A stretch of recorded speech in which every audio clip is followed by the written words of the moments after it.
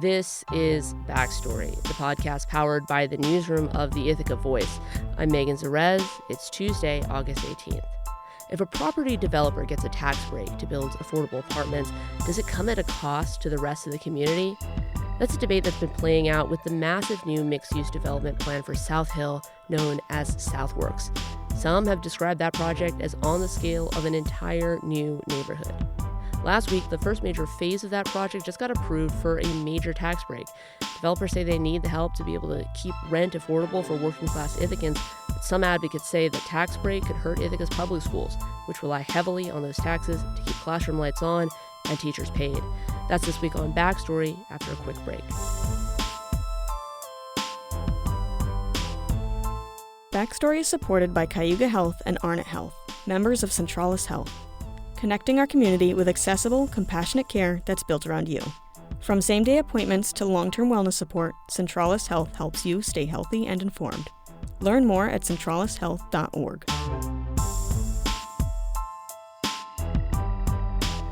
You're listening to Backstory. I'm Megan Zerez. A major new tax break has stirred up a long simmering debate over education funding, the cost of housing, and property tax incentives. My colleague Jimmy Jordan and I have been covering different aspects of this debate for a couple of years now, and together we're going to try and connect the dots. How's that sound, Jimmy? Thanks for having me, Megan. Let's do some dot connecting. I brought my pencil. Nice. Okay. So first off, what is the SouthWorks project? How big is it? What does it aim to do here? SouthWorks is this massive generational project that is proposing to transform this 95-acre site on Ithaca's South Hill. That site straddles the border of the town of Ithaca and the City of Ithaca.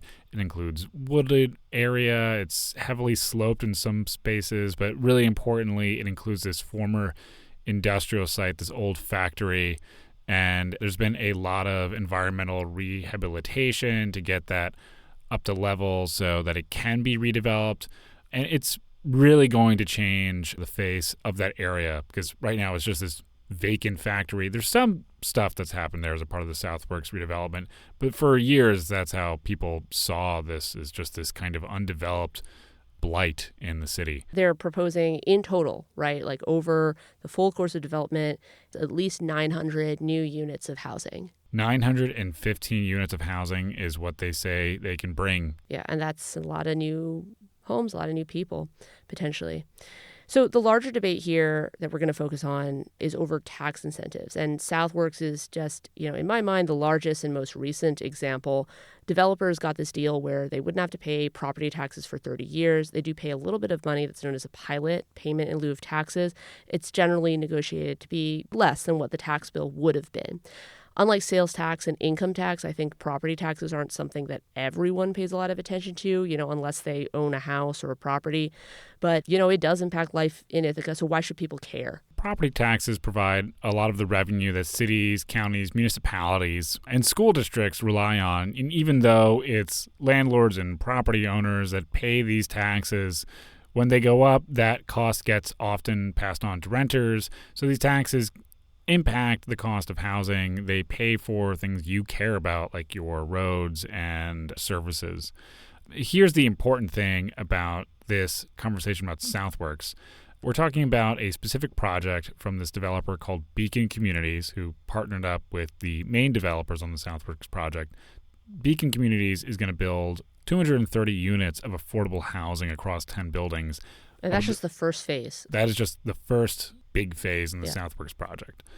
Lots of buildings get built with property tax breaks locally over the last 2 decades.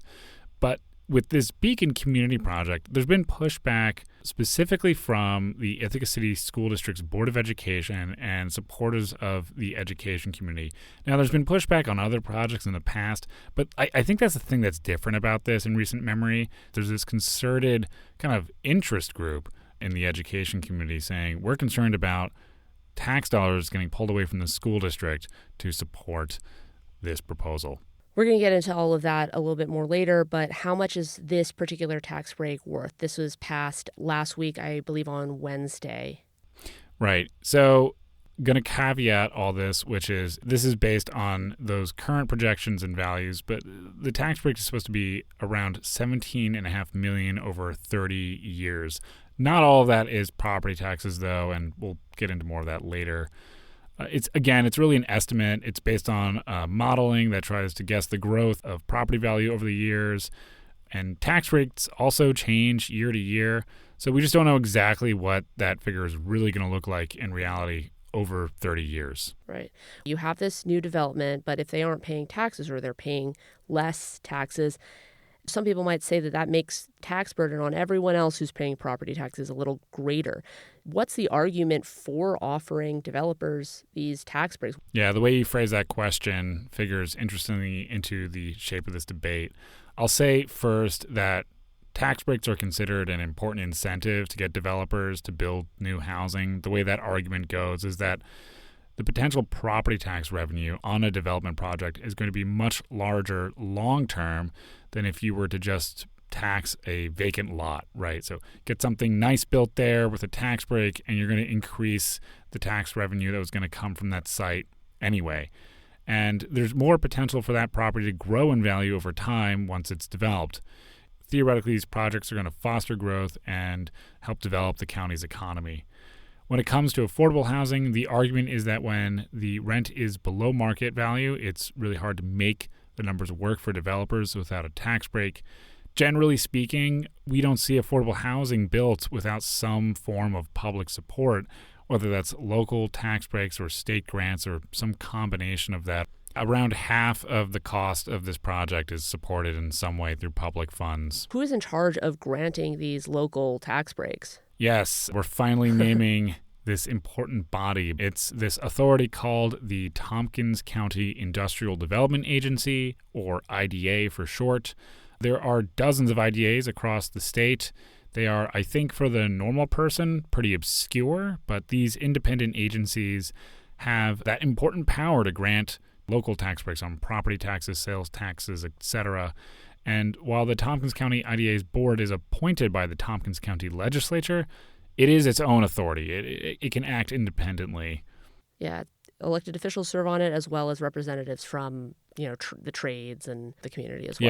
Yeah, it's a 7-member board. Does have county legislators on it. They have a city representative, and they're trying to balance the interests of the entities that its tax breaks affect. The IDA, one of the things that they do is they hold public hearings. There was a hearing about this most recent tax break, and it was really interesting to see who showed up. There were a number of members of the Ithaca City School District Board of Education. The Board of Education also drafted a whole letter expressing concerns about this particular tax break. You had the president of the teachers union. You had people who were motivated to come out and speak about this project based on these concerns that were raised by the school district's Board of Education, the teachers union.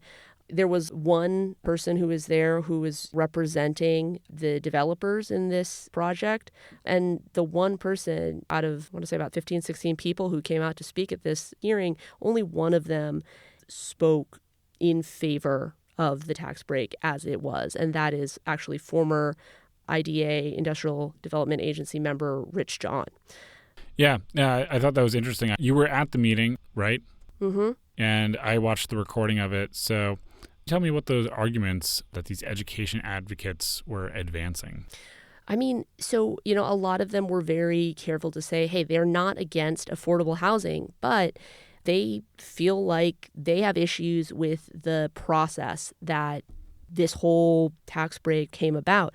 When you look at a property tax bill, sort of divided into 3 different pots, the school district takes some of it, the city takes some of it, or your municipality, your village, your town, and the county takes some of it. And of those 3 entities in Ithaca, the Ithaca City School District gets the largest slice of the pie, and they rely the most heavily on these property taxes. In the city of Ithaca, a little under half of just anyone's 2026 city, property tax bill would go to the Ithaca City School District. Is this a good time to talk about what we think this property tax break for Beacon communities? Yeah, how that's going to impact the schools. Yeah, what are those numbers like? Yeah, so, again, very, very rough estimates. It's at least $3.6 million that the school district would be losing out on over, 30 years. Something around that. Something around that is probably going to change. But like I said, a lot of these people were saying, hey, we're not against this project. We just want more info. They were arguing that this new project is going to bring in more students. And if they don't have a corresponding increase in tax revenue, these students are going to be coming in and they won't necessarily have the funding to actually educate those students as they ought to be educated. And the school district had estimated that they spend about $25,000 per student per year. They wanted the IDA to sort of pause on this until developers could provide an estimate of how many kids are going to be coming in. I mean, one thing that was very striking to me, one of the speakers, school board member Jill Tripp, she pointed out that this 30-year agreement, this tax break, that's a really long time. A 30-year tax abatement will impact approximately or close to 3 generations of school children. That is a lot of people over a lot of time. To go forward when you don't have what you consider to be sufficient numbers to explain exactly how much that will cost the Ithaca City School District and the Ithaca City School District taxpayers would be, in my opinion, irresponsible. So do the developers know how many kids this project is going to bring in? Well, the project manager for SouthWorks as a whole, Robert Lewis, he said that that's just not a standard calculation. So he said, no, we don't know.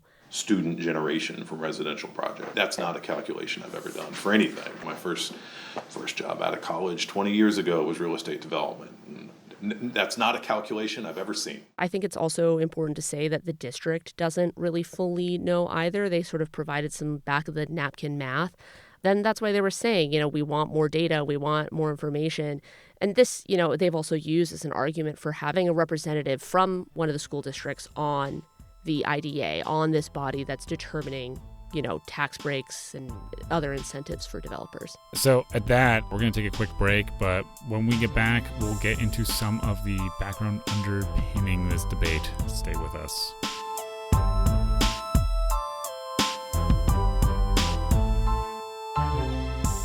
Local news is the heartbeat of our community. When you become a recurring donor, you're helping to ensure the Ithaca Voice stays independent and free for everyone today and for the years to come.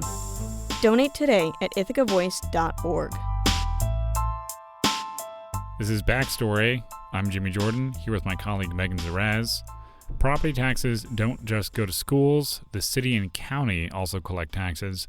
So why such a strong response from schools? Megan, can you tell us about that? Yeah, I think a lot of this kind of comes down to just organizing. Ithaca City School District has the heaviest dependence on property tax dollars of any of the other school districts in the county. A little under 3/4 of their budget comes from local property taxes. And for that reason, they're just more vulnerable to the whims of taxpayers than the city or the county. Unlike the city or the county, they have to have their tax rate, their budget passed every year by voters, whereas the city, the county can just say, okay, this is what the tax rate is. The school district has to get voters' approval. And so they're much more vulnerable to that because they depend so much on that money just to, pay teachers, buy classroom supplies, pay the electrical bill, stuff like that. That's a unique pressure. Yeah, it definitely is. And I will say, a lot of this sort of pushback, a lot of this organizing against these tax breaks, it's been going on for a few years, but I think it was really, really, sparked anew in 2024. And that's when, the school district was looking at this larger than expected budget, and it was very, very unpopular. And school board members, some of the people who had supported that larger budget got voted off.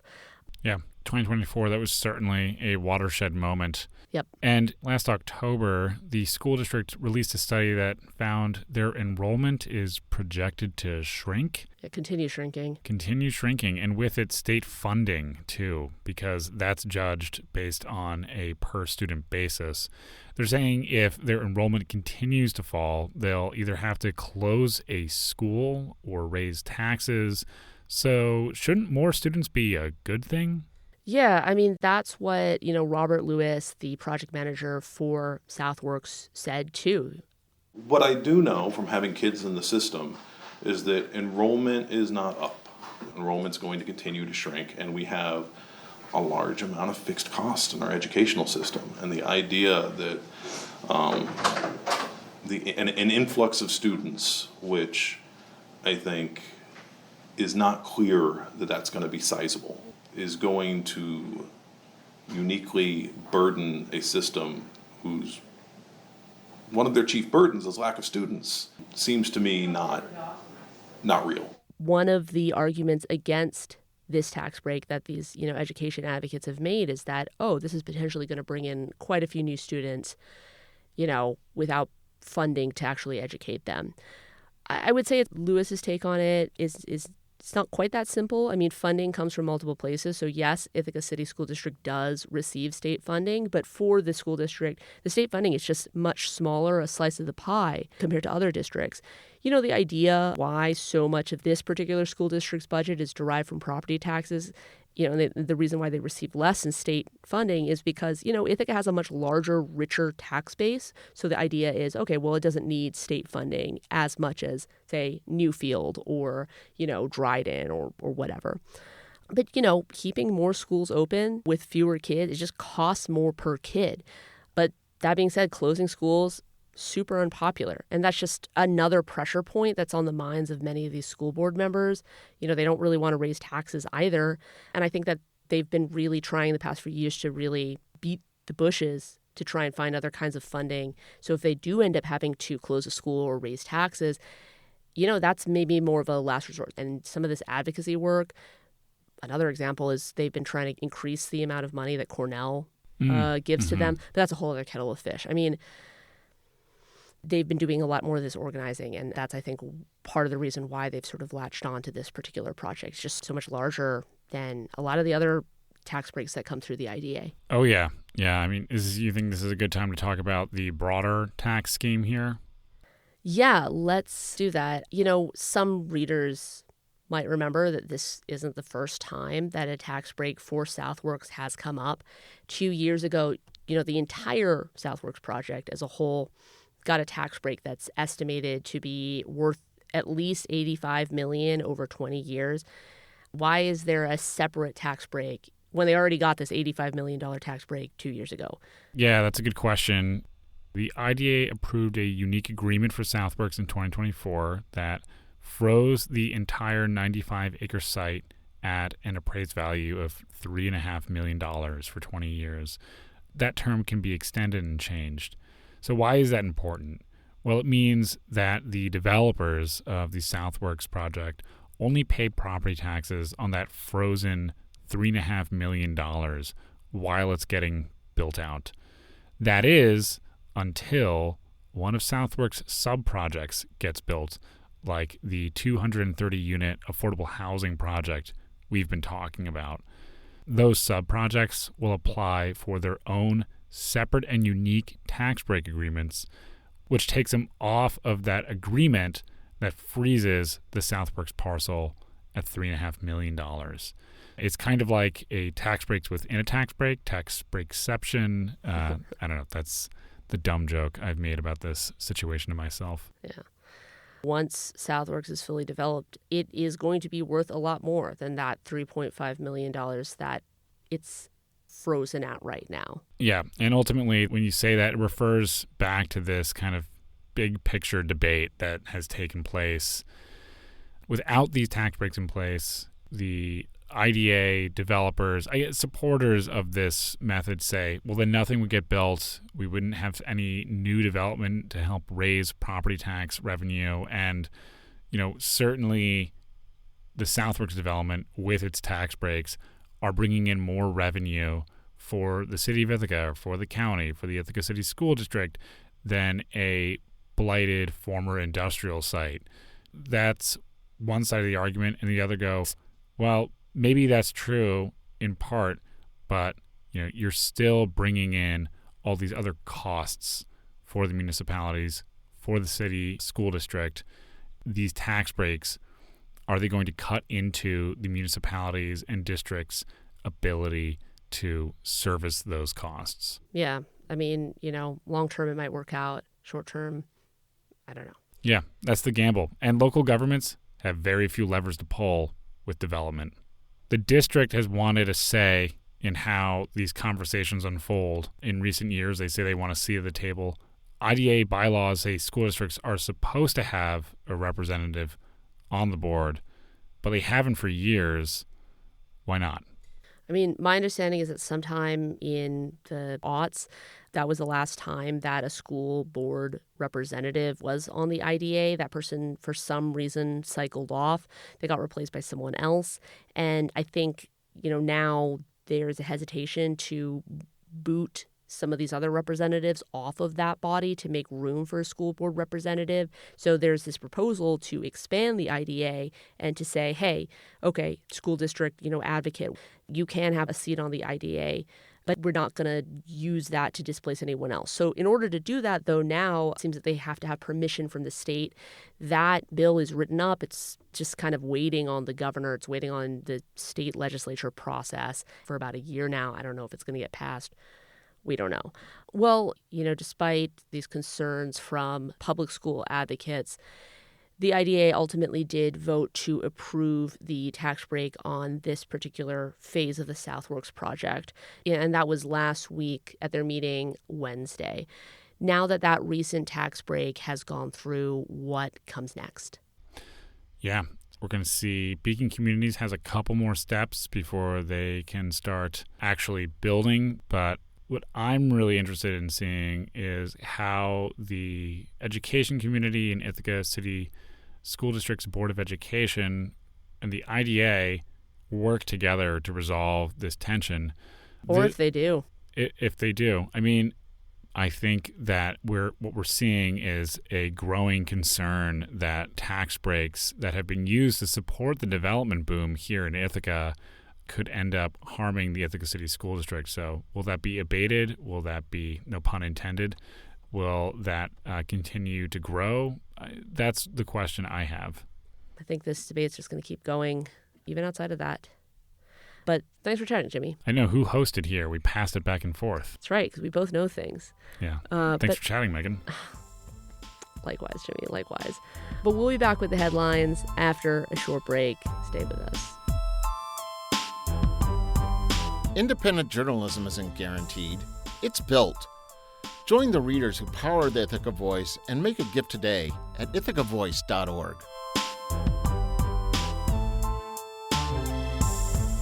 You're listening to Backstory. I'm Megan Zerez. And I'm Jimmy Jordan. Here's some of the other stories we've been following lately. After almost 4 years of fierce negotiations, the Bangs Ambulance Union quietly ratified their very first contract earlier this summer. The process reportedly ended in a difficult compromise between workers and management. The longtime family-owned ambulance company is the primary provider of EMS services in the city of Ithaca. And 2 graduate students who helped lead protests against the war in Gaza say Cornell University is withholding their funding. They say the university has offered them funding that requires them to physically return to Ithaca to work as teaching assistants. Both those students have had their visas and work authorizations revoked and voluntarily self-deported last spring. They don't know how they will finish their graduate studies. And if you live in or near College Town and want to serve on the City of Ithaca's Common Council, now's your chance. The council is looking for a new member after the departure of alderperson Patrick Keel. The mayor and the Common Council will appoint a new temporary member from a pool of applicants, and you could be one of those applicants. You do have to be eligible to vote in the City of Ithaca, and you also need to reside in Ward 4, which again encompasses much of College Town. If you want to see some change in the city but don't want to serve on the council, the deadline to submit requests for sidewalk repairs is due this week. The city says issues reported by August 20th will be prioritized for repairs in this upcoming cycle. You can still submit issues after that date, but there's less of a chance they'll get prioritized. The link to report issues is in the show notes. You've been listening to Backstory, the podcast powered by the newsroom of the Ithaca Voice. Our managing editor is Jimmy Jordan. Ron Van Ormer is our executive director. Our photographer is Casey Martin. Our reporters are Fernando Figueroa, Haley Potter, and me, Megan Zerez. That's it for this week. See you around out there.